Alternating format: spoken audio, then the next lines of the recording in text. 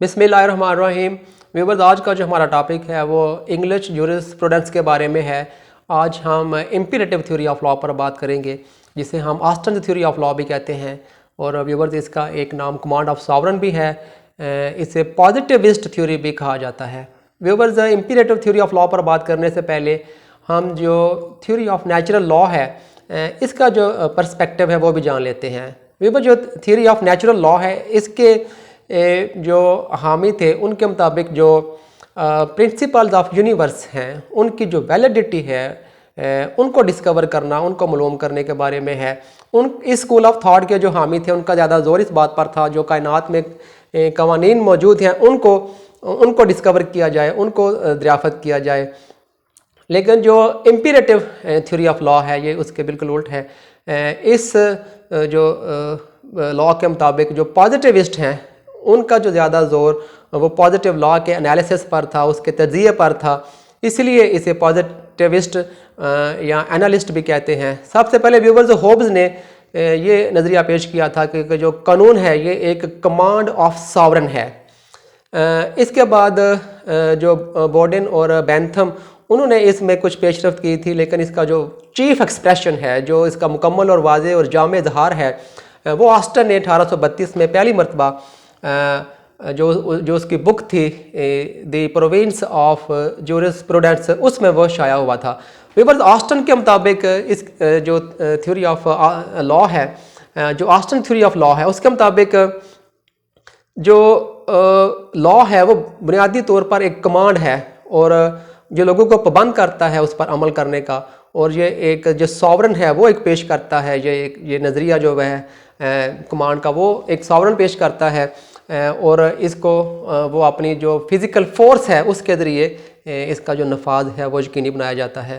Viewer, जो Austin theory of law है इसके जो फीचर्स हैं वो कमांड है, सॉवरन है, सैंक्शंस है और ड्यूटी है।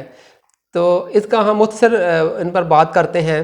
कमांड सबसे पहले ये एक एक्सप्रेशन ऑफ डिज़ायर है जिस पर लोग अमल करते हैं। ये तमाम जो लॉज हैं, कवानीन हैं वो जनरली वो कमांड है जिन पर लोगों ने अमल करना होता है। अब ये जो कमांड है ये एक सॉवरन पेश करता है जो एक किसी भी एक जो पॉलिटिकल सोसाइटी है, ये एक पर्सन या बॉडी ऑफ पर्सन हो सकता है जो जिसे एक सियासी जो मुआशरा है, पॉलिटिकल सोसाइटी है वो ओबे करती है। लेकिन ये जो सॉवरन है वो खुद किसी को ओबे नहीं करता, बल्कि ये खुद एक सोर्स ऑफ लॉ होता है, ये एक सोर्स ऑफ पावर होता है, ये किसी किताब में नहीं होता।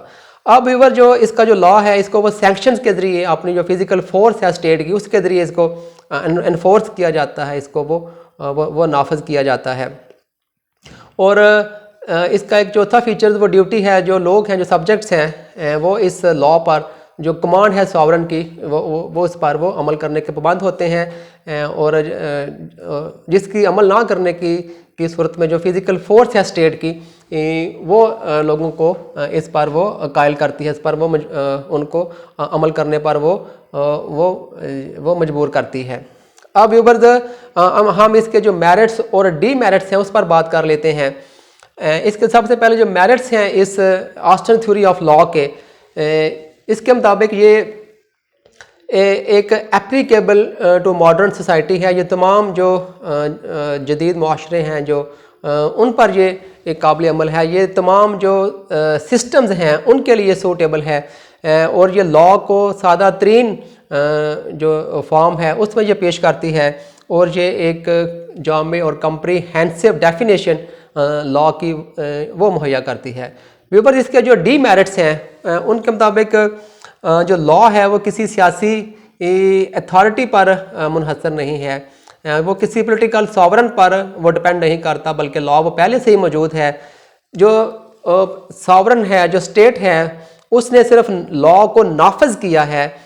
लॉ वो पहले से ही मौजूद था, ना कि वो रियासत के नाफज करने से वो लॉ बना है, बल्कि वो लॉ पहले से ही मौजूद था। ये इसका एक जो डीमेरिट है।